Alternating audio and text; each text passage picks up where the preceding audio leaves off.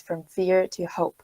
If there's any technical issues, please speak up so I will know what's happening, because I wouldn't be able to see all of you while I'm sharing my screen. A little bit about myself. So I got my bachelor degree in Chinese literature in Taiwan, and I got my master degree in education, health promotion, and international development at UCL in the UK. I'm very passionate about refugee issues. But now you might wonder, how did a Chinese literature student become somebody who are passionate about refugee issues? And it's all because of some of the things I did in the past that involve a lot of humanitarian work in Malaysia, Jordan, Kosovo. And that's why I started Refugee 101 Taiwan to raise awareness of refugee issues in Taiwan.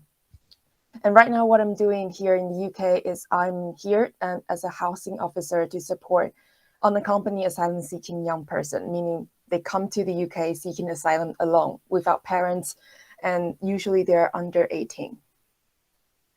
How did I get into know refugee issues or refugees? It's not because of I met someone in Taiwan. A little bit about Taiwan and Japan. So Taiwan does not have a refugee law, meaning that refugees, when they come to Taiwan, they cannot legally apply for asylum. Whereas in Japan, you can apply for asylum. So Japan, there are a number of refugees stay in Japan, but in Taiwan, you don't get to see them on the daily life. But how I got to know refugee, it's because 2015, when I had a chance to go to Germany, and I met someone and I fell in love. And that someone was Syrian refugees in Germany. Back then, I didn't know much about Syria. I didn't know what was happening in Syria, and I didn't know there are so many people had to run away into other countries in seek of asylum. So because of him, because I know him, so I know what's happening in Syria. There's a civil war starting in 2011. And because of him, I got to speak to his family in Syria, and I got to know his life in Germany as well. Why I want to mention this experience, because it's also the first time I went to an asylum shelter. When refugees come to Germany, they have to stay somewhere, right? So the German government put them into different shelters, and those shelters can be an apartment, or those shelters can be a gym, which is like a huge gym where you can put a lot of bunk beds inside, so people can go and sleep inside, and we house them. Because it's an asylum shelter, so I cannot take pictures, videos, or recording. So I can only write what I saw there. It's gonna be Mandarin, because this is what I wrote when I came back to Taiwan, but I'm gonna explain it in English as well. Inside that massive gym, it's full of those bunk beds, upper bed, bunk beds, and bottom beds. So there are roughly 100 people living inside that gym, which is a lot. Those who live in the bottom bunk beds is so hard to stretch because the bunk bed is so small. Those who live on the upper bed, it's just they're gonna hear the squeaking voice coming from the bunk bed, and it's so difficult to sleep. My friends, so I got to meet a lot of people, and there's someone who didn't know Arabic alphabets because of lack of education, but he has to use Arabic to learn German, which is super difficult for him. And there is someone who studied law in Damascus University, but he had to drop out. This was particularly difficult because right now you're in high school, right? You're working so hard to get into a good university. And imagine if something happened and you had to drop out, and you're going to be so scared because you don't know if you're going to go back to university when you arrive in a new country. And what does that say about your future? Can you still do things that you like? There's someone who unfortunately have to do some illegal work because they want to send money back to Syria to support their family to come to Germany. But this is very dangerous and it's illegal, which is a different set of issues. And there is someone who recently got a call from his family in Syria and said, your uncle is passed away in a bombing in Syria. In Berlin, you can see a lot of families just walking around the street, and they feel like they're lost, and the parents clutch their kids' coat because they're so worried they're going to be lost in a city where parents are not familiar with. Refugee issues were so far away from me because we didn't get a chance to meet refugees in Taiwan. But how come I become so involved in it? It's because those kind of different moments, I met different people. And when someone who sit in front of you and he pick up a phone and then he told you that, oh, my uncle passed away in the bombing in Syria. I remember that moment vividly because I remember I felt that I am useless because I didn't know what to say to him. I mean, you can say it's going to be okay, right? Because it's not going to be okay. I felt useless, but when you ever have this kind of feeling that you feel like you have nothing else to do, let me remind you that this is also a turning point where you can start becoming more useful when you study into it. After graduating from university, I decided that I want to go to the Middle East because I want to be closer to Syria to find out what's happening in neighboring countries. So I went to Palestine. When I was in Palestine, if you don't know Palestine, that you should. I'm gonna just say it like briefly that so Palestine and Israel, they basically have conflicts for decades. So there are Israeli soldiers settled in Palestine, in West Bank, Palestine. So while I was walking in a city called Hebron, and I was walking around on a Friday, and I saw something happening, like a group of people near one of the checkpoints. So I got closer and I saw a small protest. So in the picture, you can see a young Palestinian man throwing rocks at Israeli soldiers. Can you guys see Israeli soldiers? They are standing at the top of the building behind a tree. So a Palestinian was throwing rocks at Israeli soldiers, and Israeli soldiers did not just throw rocks back. They instead threw this. Every time I show these pictures, it just got me because I was 23 years old when I took this picture, and I didn't have to know what that thing that Israeli soldier was throwing because I was safe in Taiwan. I didn't have to know. But for people living there, you have to know what that is because this is your daily life. The thing that Israeli soldier were throwing is called stun grenades.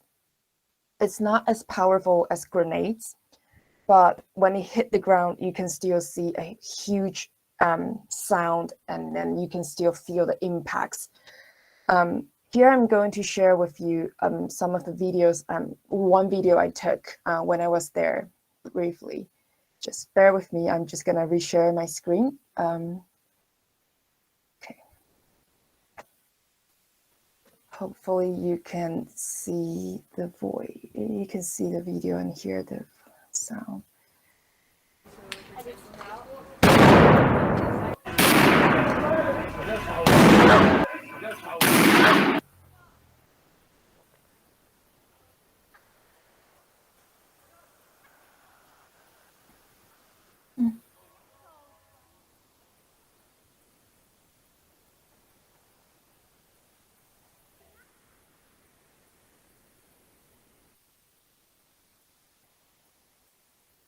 Yeah, it's a small video, but I hopefully that you can still see the image and hear the sound.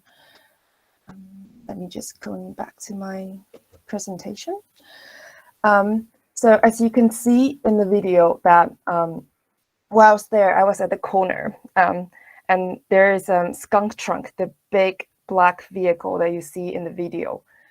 So it's just coming from our left and pushing everyone to your right. And at the same time, the Israeli soldier was throwing stun grenades on my right. So I have skunk trunk on my left, I have stun grenades on my right. I was stuck. And I felt like it's my first time that I feel like I'm just gonna die. I'm so close to death. And it's not because of like illness, sickness, or accidents that made me feel like I'm close to death. It's because someone who throws something at you that is going to take your life. I'm a target. But when I had this kind of feeling, I saw this young man across the street. He is roughly about 14, 15 years old, so maybe a little bit younger than you. He's local, but he's still like, he has to kind of like look out and see what's happening, observe the situation and see if everything's going to escalate or they're going to use a real grenades or real bullets. And another thing hit me is when you grow up like this in this kind of situation, like, can you feel hopeful? Like, do you have hopes? I think it's going to be difficult because you don't even know if you're going to be alive next week or not. So it was a very depressing feeling. And after that, I also went to Lebanon. Lebanon is next to Syria. So and I also went to somewhere called Bekaa Valley, which is only kilometers away from the border with Syria. A lot of you might know about Lebanon is because last year there was a huge bombing in the capital city of Lebanon. But I'm not going to. I was not in Beirut. I was in a city called Shtula, which is in the yellow circle. It's only like 10, 20 kilometers away from Syria. What I want to mention Lebanon is because after all the experience in Germany, I start to talk to Taiwanese people about, hey, have you ever thought about that maybe Taiwan can host refugees as well? And a lot of times I got responses like, oh, Taiwan is too small to host refugees. We don't have a lot of land. We don't have a lot of resources. But at this moment, I saw a country that's even smaller than Taiwan, but is hosting a lot of refugees. So Lebanon is a small country. It only has like 6.8 million people. And on top of that, Syrian refugees alone is roughly about 1.5 million, which is a lot. And it's roughly about like 1 to 5 or like even to 6. So it's really putting like a burden on local resources as well. And Lebanon is small. How small it is? It's roughly about the size of like 1/3 of Taiwan, and it's roughly about the Gifu prefecture in Japan. So it's really, really small, and yet it hosts 1.5 million refugees. We don't have, unlike in Germany, like they don't have a lot of infrastructure to host refugees. So the situation there is like there are a lot of informal camps, like you can see in the picture, where you have to build your own shelter, and we just give you a canvas, and then you build up your own shelter, and the whole family live in there. And in winter, it rains, it snows in Lebanon, and when it rains, there could be floods. When there are floods, there could be, a risk of spread of disease. So it's pretty bleak. But what about host communities? What do they think? The Syrian civil war started in 2011. I think at the beginning, people are welcoming. We are compassionate. We take in refugees and we think we're just going to provide a temporary asylum for them. But it has been 10 years since the start of the Syrian civil war, and they're still here. A lot of times you can feel that local people start to feel fatigue, meaning they're tired of the whole situations and don't see the end of this situation. And when they're frustrated, local people and refugees, they're having conflicts as well because of all the kind of different reasons, resources and cultural differences, and also not sure about how long you're going to stay here. I want to show these pictures because when I was in Taiwan talking to people about refugees, and a lot of times you hear a lot of stereotypes, like refugees are dirty. Why? Because they saw pictures like this. They saw pictures like, oh, it's very dirty in camps, and they think it's because refugees are dirty. But I want to bring in a little bit have a different perspective into this picture. So we often forget that when we throw garbage, someone needs to pick up the garbage, right? So when refugees say sometimes they cannot work because the government don't let them work, they cannot work, they cannot they don't have money, and they cannot pay tax. So who has the resources to collect trash for them? Local governments don't have resources to collect trash for them, and that's why this picture is like this. And there's just a pile of garbage because of lack of resources, not necessarily because refugees are dirty. When it comes to education, it's a similar situation. We don't have a lot of resources, but refugee students can go to public school to study, but only in the afternoon. But even that, the 5 kids that you're seeing in the picture, they cannot go to school because their family couldn't afford the transportation from their camp to the public school that they are assigned to.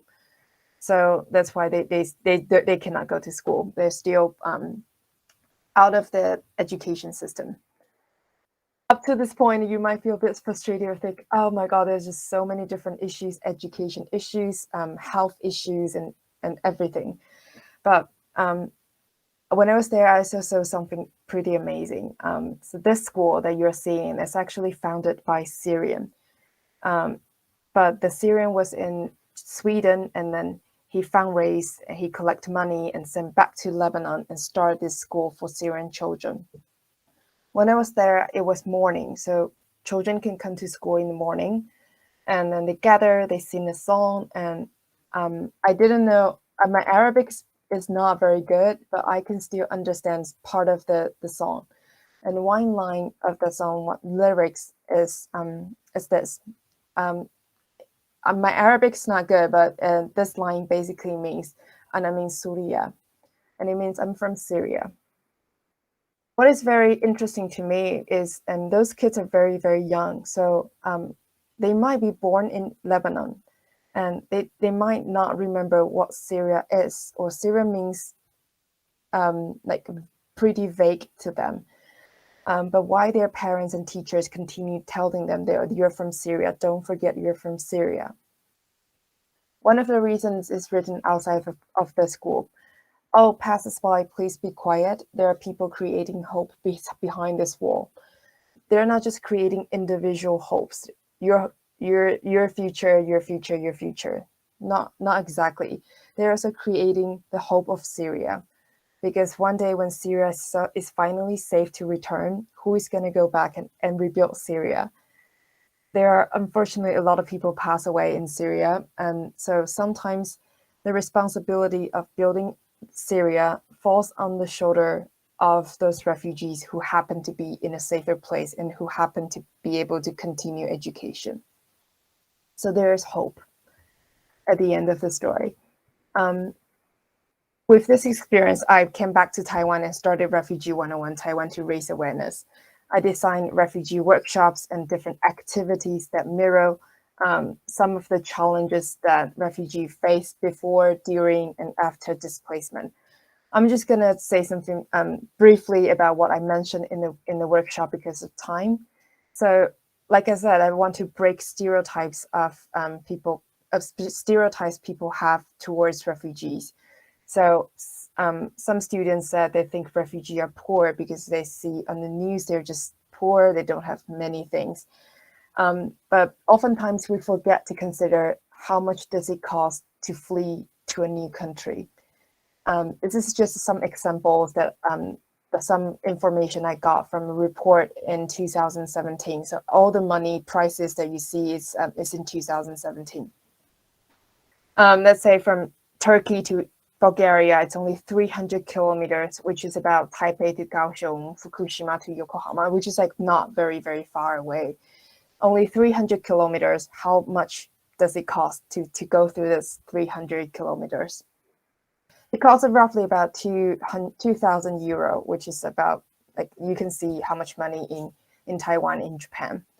And from Turkey to Italy, you're gonna take, you're gonna take a boat like this. There are just so many people on the boat. And how much does that cost per person? It costs roughly $4,000 to get on those boats per person to go to Italy. And last but not least, if you want to fly to EU countries or Canada or the UK, how much does that cost? This includes fake passport and fake visa. You might think, oh, fake passport and fake visa. It doesn't sound right. But let me remind you that when you're prosecuted by your country, when your life is in danger, you don't have a lot of time to wait for your visa application. And you might not get your passport. So sometimes, unfortunately, it's necessary to travel with fake documents. And it's cost roughly about 7,500 euro, and it's about 11,000 euro to travel to Canada and the UK, which is like super expensive. So a lot of people don't know, and they just think refugees are poor because they were poor in their country, but they didn't know it's because they spent so much just to come to a new one. And there's policy and reality, and so a lot of people think refugees don't work, they just come here and claim the benefits. But you often don't know is like, so while their asylum application is processed, while they don't have the refugee status yet, they cannot work in the UK, for example. And even though if after a year you can try to apply for a work permit, maybe working in you think that you can work some kind of labor job in the UK, but in reality, you can only get work permit when you fit into this kind of very high skill qualifications, then you can work. Before you got your refugee status, before your application is over, but while you're waiting, you can only work this kind of very high skilled jobs, which for a lot of refugees, that's just not happening. And I also let students to think about if Taiwan were to host 1,000 refugees, what's your opinions, what things you have to do to support them, and different perspectives and different stance. I do these workshops in different settings, so primary school, secondary school, universities, community college, and I also do teacher training and public talks. So there are about 80 workshops and talks and about 3,000 participants since last year. Yeah, last bit. So that's how, like, my journey from someone who barely knew who refugees were to a refugee rights advocate in Taiwan. And the talk of today is from fear to hope. And it could be a refugee from fear to hope in a new country, or it could be me from feeling that I'm useless until now that I feel like I can do something for refugees and try to push something in Taiwan. Final words. I know this event is for the letter writing for Amnesty International, or you think that you want to support those human rights activists.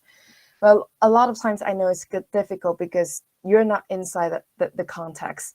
You think everything is so far away from you. But I encourage you to read their stories and write moments that resonate with you.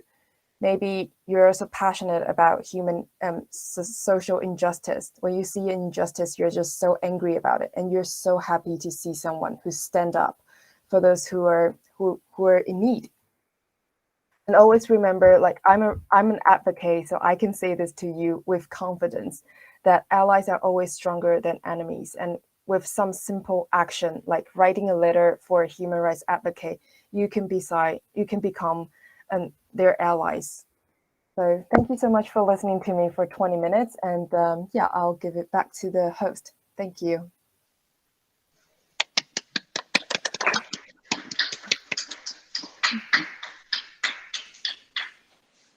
Thank you, Ms. Hu Jingren, for the very insightful speech. And sorry for the rush just now, because it's very early in the morning in her country, so we thought that it would be better to let her talk first. And now we will run through a brief schedule of today's activities. And later we will be having a group discussion, and we will share about their right for right postcard. Oh, sorry. Does anyone have any question? for the presentation just now.